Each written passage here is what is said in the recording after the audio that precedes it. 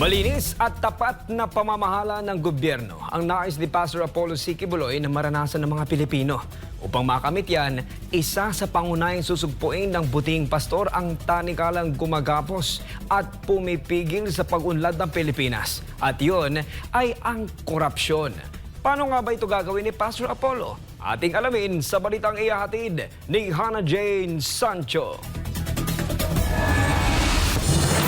Isa sa pangunahing plataforma ni Pastor Apollo C. Quiboloy ang pagsusulong ng zero corruption sa gobyerno ng Pilipinas. Inilahad ni Attorney Kay Laurente ang mga hangarin ni Pastor Apollo sakaling maging senador. Una ngang re-resolbahin ng butihing pastor ang talamak na korupsyon sa gobyerno sa pamamagitan ng modernisasyon. Number one, kailangan ng clean government. So sa clean government, which I will also elaborate later on, is about dun isosolve yung corruption. So after na clean government, pag na-solve na yung corruption, then comes yung strategic human resource development. So i-enhance niya yung mga talents, yung mga skills ng mga Filipino workers, kahit yung mga OFWs, that they will opt to work here in the Philippines. And after that, pag na-develop na yung mga talents and skills ng mga Filipinos, then comes the third strategy for the modernization, and that is yung kumbaga yung performance management naman. Yung kung ano yung doon nagkakaroon ng minimum standards para sa lahat ng mga government employees. Ano yung mga minimum standards? Kailangan maging accountable sila. Kailangan maging kumbaga zero corruption, dyan din papasok, and transparent din sila. So merong mga ethical standards that they should follow. So pagkatapos, pag andyan na yung performance management, yung pang-apat naman, service-oriented, kasi well-equipped na yung mga human resource natin. So papasok na ngayon yung service-oriented. So nakalay down din yan. So yung panglima naman sa modernization of Philippine governance is doon na papasok yung self-reliant na government. So kailangan, before we reach that self-reliant government, sabi pa ni Pastor, kailangan maging clean government tayo. Ipinahag rin daw ni Pastor Apollo na para maisulong ang modernisasyon, ito'y kailangan munang maging malinis at mapagkakatiwalaan ng gobyerno pagdating sa paghawak ng kaban ng bayan. Number one talaga, to resolve the problem about the corruption is, andun ang sa transactions, magiging digitalized yan. So, sa pag-digitalization na, kumbaga, sabi pa ni Pastor, kasi nga strict ang anti-corruption practices na measures natin, pag-digitalize na yan, whenever you have government transaction, for example, application or renewal of licenses, or magbayad ka ng taxes, or even magbayad ka ng mga penalties mo kasi nga may na problema kasi nag-overspeeding ka.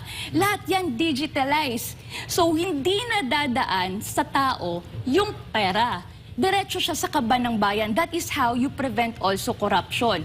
So diretso na yung bayad sa kaban ng bayan.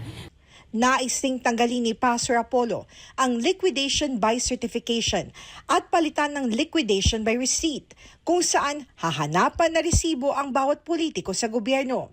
Number one din yung liquidation by certification. Ire-repeal na yan, tatanggalin na talagang, i-abolish na yan. So what's happening right now, we have this liquidation by certification, that's resolution number 10, wherein yung Senate at saka Congress, pwede sila mag-liquidate lang sa lahat ng mga expenditures nila through certification. Pero that will be repealed. Sabi pa ni Pastor, dapat talaga liquidation by certification. So lahat ng nagastos, lahat ng expenditure, dapat naka-itemize yan. Saan mo ginamit? Para saan? So ganon ka-strict dapat ang when we go to the liquidation by certification, i-abolish na siya. So dapat liquidation by receipt. Resibo na siya. Ang mga liquidation na ito ay susuriin naman ng Truth Commission na isang anti-corruption commission. Ito ay bubuin ng mga ordinaryong Pilipino. Gusto kasi ni Pastor Apollo na mismo mga Pilipino ang sumuri kung saan ginastos ng mga leader ng bayan ang pera mula sa buwis ng mamamayan. And in relation to that, meron din siyang Truth Commission. So once may liquidation by certification, na find out na, oy, may problem tong sa dito sa liquidation niya, kulang-kulang. So, ang may magbubuo ng Truth Commission or Anti-Corruption Commission. So, yung Truth Commission na yon, they will be given the power to investigate and the power also to prosecute. Sila din yung magagather ng evidence. So, ang maganda dito sa proposal ni Pastor, magiging proposal if he becomes a Senator of the Philippines, is that ang magiging part ng commission na ito is ordinary Filipino citizen. Sabi pa ni Pastor, ang pag-explain niya, magiging pa siyang jury. So, pera kasi, we're talking about ng pera ng bayan. Ito ay ilan lamang sa mga hakbang na nais na ipatupad ni Pastor Apollo upang tuluyang masugpo ang korupsyon na matagal nang bumibihag sa mga Pilipino. Abangan ang iba pang plataforma ni Pastor Apollo Sikibuloy sa mga programa ng SMNI at alamin ang mga hakbang na nais itong isulong para tuluyang makalaya ang Pilipinas mula sa kamay ng mga ganid at sakib na politiko. Para sa Diyos at Pilipinas kumahal, ito si Hannah Jane Sancho, SMNI News.